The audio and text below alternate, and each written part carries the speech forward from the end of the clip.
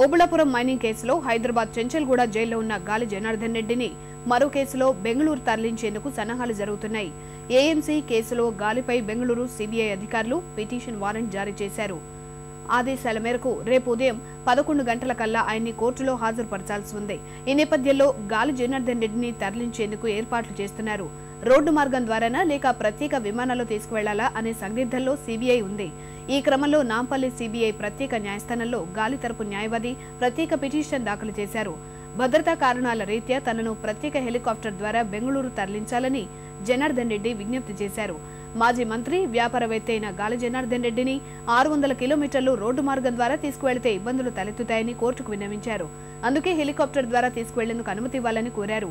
OMC కేసులో జప్తు చేసిన వాహనాలు ఇప్పించాలన్న గాలి జనార్దన్ రెడ్డి, శ్రీనివాస్ రెడ్డిల పిటిషన్పై సిబిఐ ప్రత్యేక న్యాయస్థానం విచారణను ఈ నెల 21కి వాయిదా వేసింది.